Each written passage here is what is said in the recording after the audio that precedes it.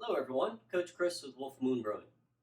Today we're going to go over the basic equipment list required to get a 5-gallon batch of beer brewed on your kitchen stove. Sorry about that.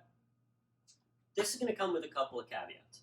One, this is for somebody who is most likely just starting out, wanting to test their toes in the water and see if home brewing is for them. Or maybe they've been using something like the Mr. Beer kit and they want to go up to the next step and try out, hey, what else is available, and have a little bit more control over the beer. Also, this is only for people that do not want to do a full quantity boil. If you want to do a full quantity boil, you're going to need a much bigger boil pot, and you're going to need another way to heat that pot. Kitchen stoves are great. They'll get you over what you need to do for these partial boils. But they really don't have the power to do a full boil in a reasonable amount of time. You can absolutely do it. It will just take a long time. So let's get started. First thing you're going to need is a pot. Now, in looking at a lot of ingredient kits and a lot of recipes out there that talk about partial boils, most of them say somewhere around the capacity of this pot needs to be about 3.5 gallons, give or take. And by absolutely, you can get away with using a 3.5 gallon pot. You're going to have 2.5 gallons of water in here, plus your extract and your hops and possibly your specialty grains. You could just squeeze by. But I don't like playing the just squeeze by game. I want to have a little bit of headroom on my pot above my liquid for the possibility of a boil over, that I can catch it in time before it does boil over.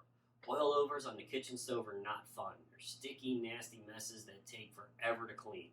So you want to make sure that you've got a pot that's big enough to handle the brew size that you want to do and have enough headroom to make sure that you can catch for a boil over. Also, while you're working in the pot, you don't want to feel like you're right at the top and you can't mix anything in or stir it, or if it's going to boil, it's going to boil over again, like I said. So I found that the nice pot size is 5 gallons. That's what this is.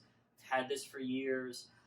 I've actually used this for other things other than brewing beer. I've made chili in it. I've made soups in it. Heck, I've made a large pot roast in it. So this is a multi-function use.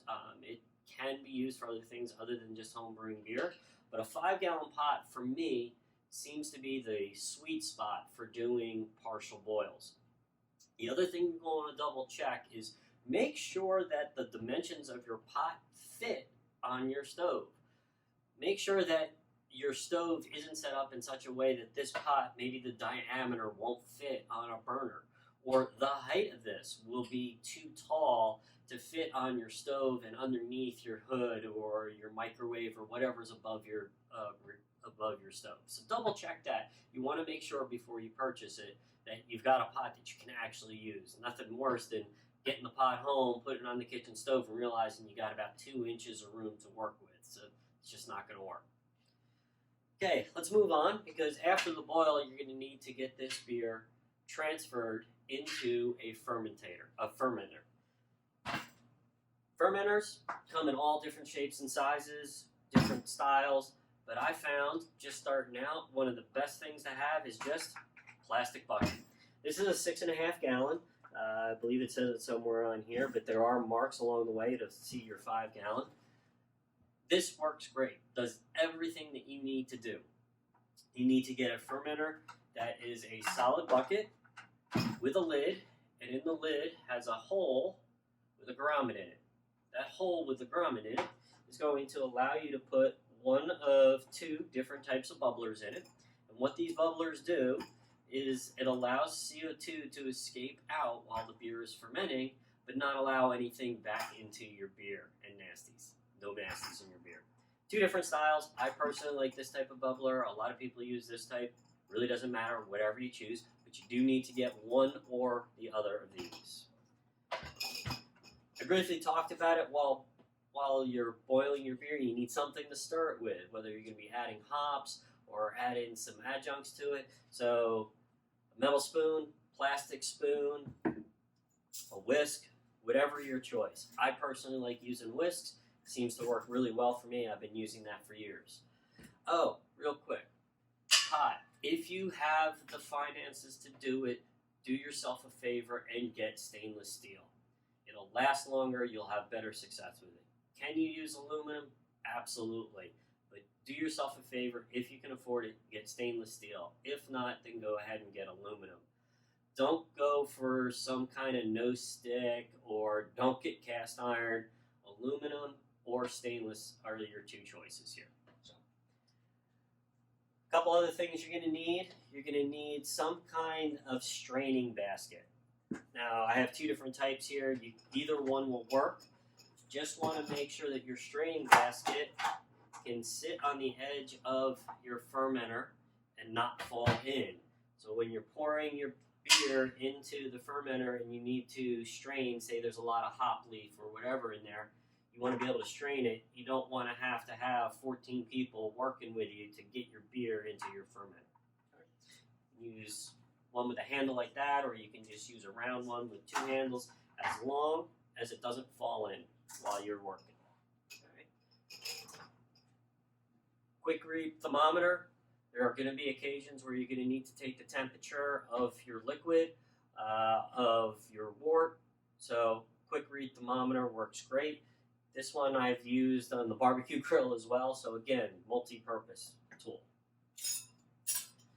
You're going to need a measuring cup of some sort. You probably already have one in your kitchen, and some measuring spoons. If you already have them, great. No need to go out and get them. This is a hydrometer. This little piece of glass will measure the amount of sugars that are in your beer.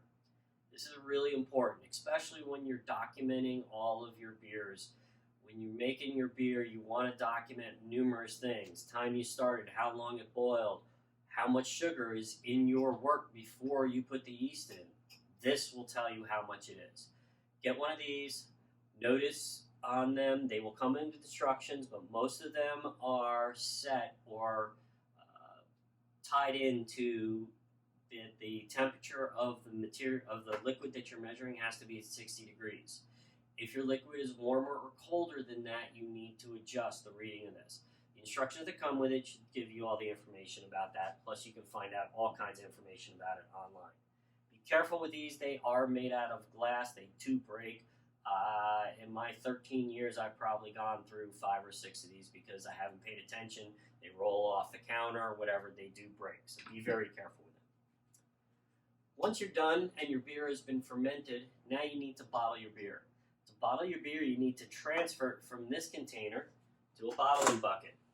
Now you'll notice the bottling bucket looks almost the same as your fermenting bucket. The only difference is this has a spigot on the bottom, and you don't need a lid. So you need to get a bottling bucket, which will have a hole and a spigot already on it. To get the beer from here to here, you need to transfer it. Now, you could just pick this up and pour it into there. Very bad idea. You're going to introduce oxygen. You're going to mix all the sediment that is settled out that you don't want in your bottle. You're going to mix that in. So you want to use what's called an Auto-Siphon. These tools are great. Put this part in your fermenter that is filled with your liquid. Oops, sorry about that. You pull up on this and push down, and as you push down, it creates the siphon for you and pumps the liquid from here into here. Now, as long as this this bucket is higher than this bucket, your liquid will drain into your bottling bucket. Once it's in the bottling bucket, you need to get it into your bottles. Bottles. 48 or 2 cases of 12-ounce bottles is the typical amount of beer that you will get out of a 5-gallon batch. So you can buy new bottles if you'd like. I don't.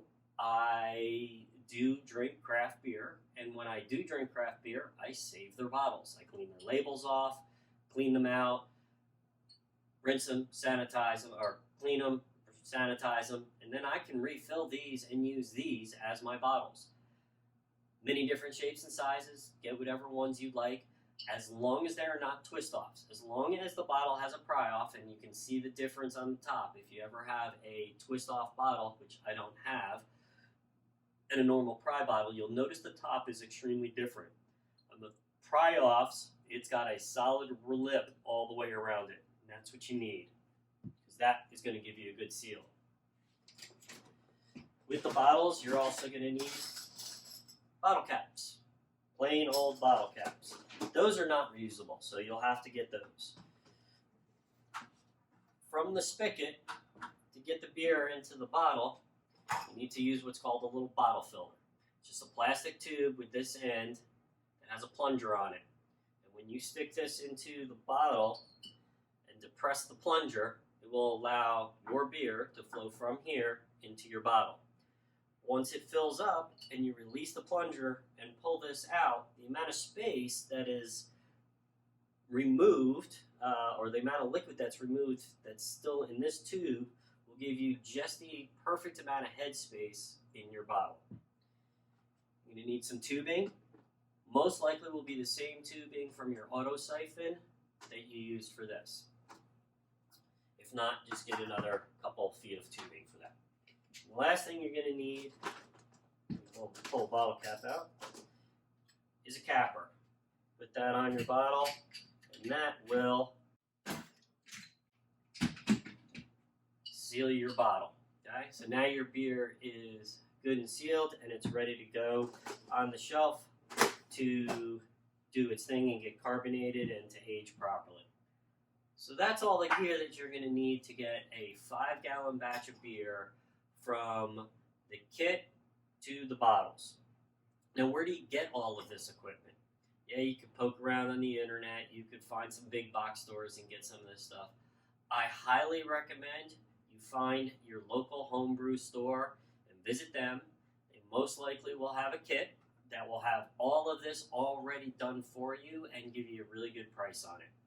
If you're here in Las Vegas like I am, the best homebrew store, and at this point in time, I believe the only one that's open, is Vegas HomeBrew. Steve is the owner. He's a great guy. I've been going to his store for as long as I can remember. He's been open longer than I've been homebrewing, and he has an extensive amount of knowledge. He's got a great store. He's always got the ingredients that I need. If he doesn't, the occasional time that he doesn't, he can order them for you. And I know for a fact that he has a kit that will get you going.